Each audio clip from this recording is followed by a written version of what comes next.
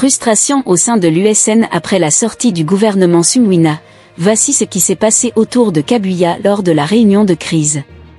La sortie du gouvernement Sumwina dans la nuit du mardi à mercredi a provoqué un véritable onde de choc dans l'Union sacrée de la nation, USN, la majorité présidentielle, où plusieurs cadres n'ont pas caché leur mécontentement.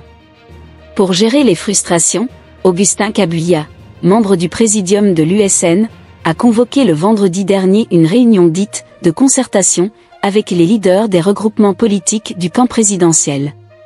À l'issue de celle-ci, le patron du parti présidentiel n'a pas dévoilé la teneur des discussions, se contentant d'exhorter l'opinion à ne pas suivre les réseaux sociaux et promettant de faire d'abord rapport au président de la République. 7sur7.cd a interrogé ce samedi plusieurs leaders ayant participé à ladite réunion pour savoir ce qui s'y était réellement dit. Frustration massive ? Plus de 70% des élus sont frustrés après la sortie du gouvernement Sumwina, a déclaré d'entrée de jeu ce samedi un quart de l'USN qui a souhaité rester anonyme. À la question de savoir d'où vient cette frustration massive, il a répondu que le gouvernement Sumwina n'a pas respecté le poids numérique des regroupements politiques. D'après lui, la clé de répartition de 10 députés pour un ministère et de 5 à 9 députés pour un vice-ministère n'a pas été totalement respectée. Il y a des regroupements qui ont plus de 10 députés qui n'ont obtenu aucun ministère. Comme celui dirigé par Théophile Kazadi, a-t-il révélé. Première ministre en électron libre ? Un chef d'un autre regroupement politique a reproché à la première ministre le fait de n'avoir pas tenu compte des listes déposées par les regroupements de l'Union sacrée.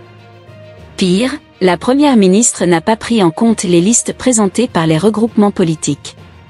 Elle a nommé des gens qui ne figuraient sur aucune de listes présentées par les chefs de regroupement. Nous retrouvons des gens venus de nulle part.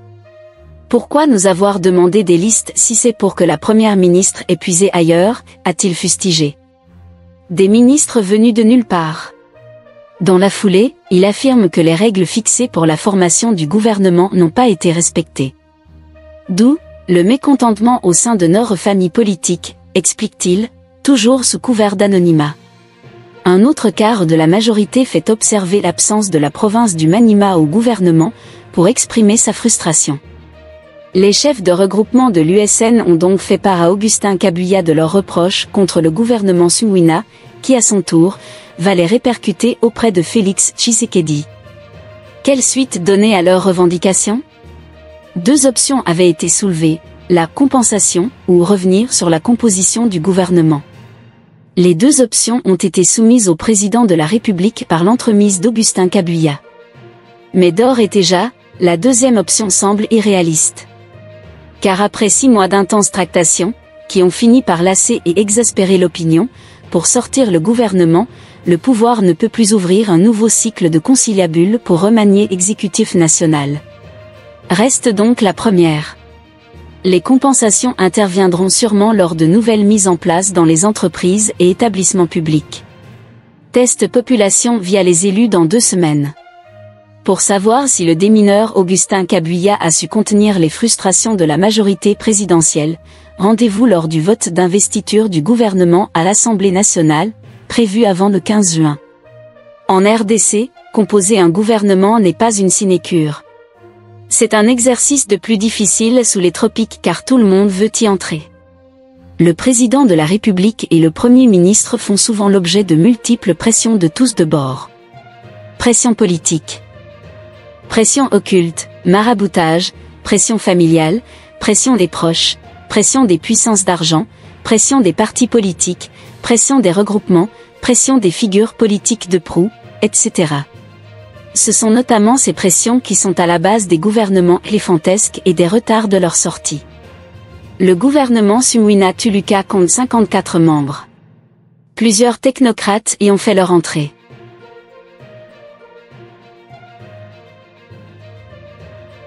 RDC, le nouveau gouverneur du Sankuru sollicite l'accompagnement de l'IGF pour l'implémentation de la bonne gouvernance.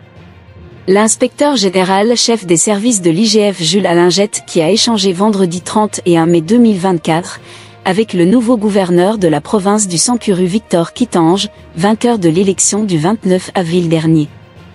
Comme l'indique une dépêche de la cellule de communication de l'IGF parvenue ce jour à la rédaction de 7sur7.cd, ce dernier était venu recevoir les lumières du patron de cet organe de contrôle supérieur sur les notions de gestion des finances publiques et de bonne gouvernance dans son entité. Dans son mot à l'issue de cette rencontre, le nouveau gouverneur du Sankuru a salué le travail que fait l'IGF Jules Alingette qui, pour lui, est une « référence » en termes de sagesse lorsque l'on veut engranger de bons résultats dans la gestion des finances publiques. Il faut reconnaître que l'IGF c'est un service qui a démontré son sérieux depuis un certain temps, en tout cas depuis que le chef de service est à la tête de l'IGF, avec tous les résultats qu'on a pu obtenir par-ci par-là, en tout cas dans le domaine financier, dans le domaine de la gestion des finances publiques. C'est un homme suffisamment sage et qui a des mots justes en termes des conseils, que ce soit sur le plan politique, que sur le plan financier.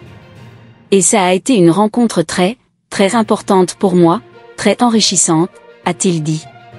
Ayant partagé des conseils avec le gouverneur Victor Kittange pour favoriser la cohésion entre l'exécutif et l'Assemblée provinciale, Jules Alingette a promis l'accompagnement de l'IGF en vue du développement du Sankuru. Nous avions comme d'habitude donné des conseils pour qu'il y ait une cohésion entre l'exécutif et le Parlement provincial, de manière à ce que les choses puissent aller de l'avant et demander à ce que le gouvernement central puisse vraiment aider le gouvernement provincial de Sankuru avec des interventions économiques parce que les moyens propres sont très limités et insuffisants, a-t-il déclaré. Dans la foulée, Jules Alingette a estimé que le gouvernement central devrait suffisamment intervenir pour permettre au Sankuru de disposer des moyens de poser des actions allant dans le cadre d'exécution de la vision du président Tshisekedi, qui voudrait voir non seulement la population de Kinshasa, mais d'autres provinces, dont le Sankuru bénéficier de sa vision, de ses actions en ce qui concerne l'amélioration du vécu quotidien en termes de dessert en eau potable, en électricité, en accessibilité des routes, de l'agriculture. Notons que cette rencontre intervient après celle de nouveaux gouverneurs du Sud Kivu, de Tanganyika et de Kinshasa.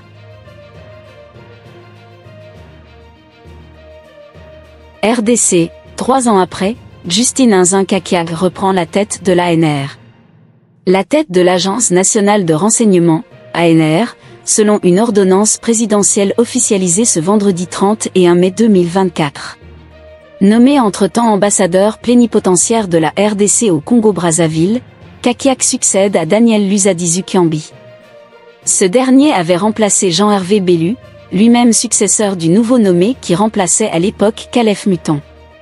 Justine Nzinkakiak sera secondée par Justine Mulimba Enesbua, avocat au barreau du Congo central.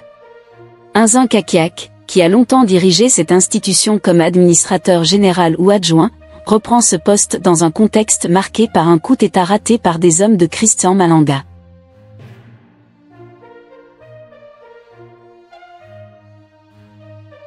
Novio Talent Cup, U16 FC Les Aigles du Congo en finale ce dimanche face à Benfica Lisbonne FC. FC Les Aigles du Congo joue la finale de Novio Talent Cup, dimanche 2 juin, face à Benfica Lisbonne FC, à Amsterdam, Hollande. Le club quinois a composté son billet en battant le club singapourien Lyon City Sailor en demi-finale de cette compétition sur le score d'1-0. Alors qu'en quart de finale, FC Les Aigles ont battu la formation portugaise de Paco FC sur la note d'1-0. Le club cher à Chimanga Mvidi a fini à la 4e position au championnat national de football, édition 2023 à 2024, avec 20 points après Mazembe, Manima Union et FC Lupopo.